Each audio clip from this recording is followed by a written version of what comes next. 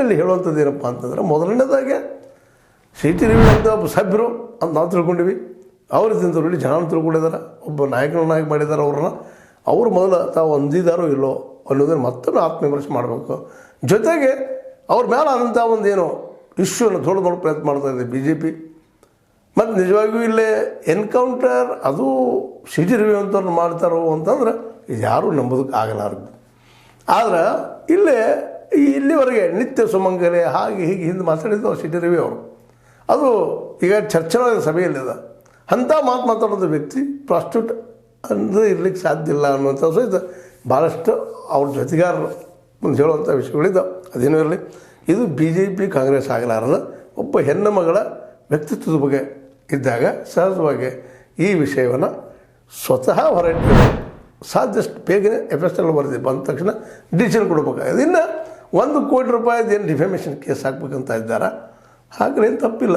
ಯಾಕಂದರೆ ಪೊಲೀಸರು ಆ ರೀತಿ ಒಯ್ಯುವ ಅವಶ್ಯಕತೆ ಇರಲಿಲ್ಲ, ತಪ್ಪದು. ಯಾಕಂದರೆ ಇಲ್ಲಿ ಬೈಗುಳದ ವಿಷಯ ಇರೋದರಿಂದ ನಾವು ಏನೋ ಕಾರಣ ಹೇಳ್ಬೋದು, ಇಲ್ಲ ಅವ್ರ ಹಿಂಬಾಲಕರು ಮತ್ತು ಅವ್ರು ಬೆನ್ನು ಹತ್ತಿದ್ರು, ಪ್ರೆಸ್ನವ್ರು ಬೆನ್ನು ಹತ್ತಿದ್ರು, ಅಲ್ಲಿ ಓದಿ ಇಲ್ಲಿ ಓದಿ ಅಂತ ಹೇಳ್ಬೋದು.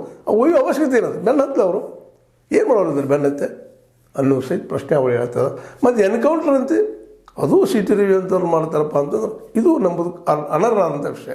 ಏನೂ ಇರಲಿ, ಈ ವಿಷಯದಾಗ ಸಿ ಟಿ ರವಿಯವರು ಒಂದು ರೀತಿಯಿಂದ ಇದು ವಿಷಯ ದೊಡ್ಡದಾಗಬಾರ್ದು ದೃಷ್ಟಿಯಿಂದ ನಾವು 1 ಕೋಟಿ ಕೇಳ್ತಾ ಇದ್ದಾರೋ ಅಥವಾ ನಿಜವಾಗಿಯೂ 1 ಕೋಟಿ ನಮ್ಮ ಕಾಂಗ್ರೆಸ್ಸಿಗೆ ಕೊಡುವಂಥ ಪ್ರಸಂಗ ಬರ್ತದೋ, ಲಕ್ಷ್ಮೀ ಹೆಬ್ಬಾಳ್ಕರ್ ಬಾಯಿ ಅವರು, DK ಶಿ ಅವರು ಯಾರೋ ಆಗಲಿ, ಇದು ಡಿಫೆಮೇಷನ್ ಕೇಸ್ ಗೆಲ್ಬೋದಾ ಅಥವಾ ನಮ್ಮ ಲಕ್ಷ್ಮೀ ಹೆಬ್ಬಾಳ್ಕರ್ ಬಾಯಿ ಅವರು ಇವತ್ತು ಆರೋಪ ಮಾಡ್ತಾ ಇದ್ದಾರೆ ಮತ್ತು ಅವ್ರ ಮೇಲೆ ಅವರು ಕೇಸ್ ಹಾಕುವಂಥ ಎಲ್ಲ ತಯಾರಿ ನಡೆಸಿದ್ದಾರೆ, ಅವ್ರು ಗೆಲ್ಬೋದಾ ನೋಡೋಣ.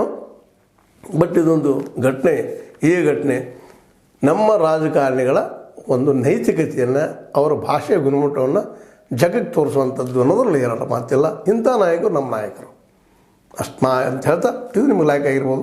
ಲೈಕ್ ಮಾಡಿ, ಶೇರ್ ಮಾಡಿ, ಕಮೆಂಟ್ ಮಾಡಿ, ಜೊತೆಗೆ ಸಬ್ಸ್ಕ್ರೈಬ್ ಆಗೋದು ನಿಲ್ಲಿಸ್ಲಿಕ್ಕೆ ಹೋಗ್ಬಾರ್ದು ಅಂತ ಹೇಳ್ತಾ, S16 ನ್ಯೂಸ್ ಅರ್ಥಾತ್ ಹೇ ಸೀತಾರಾಮ್ ಇದು ಸತ್ಯದ ಕೈಗಿನಡಿ ವಂದನೆಗಳು.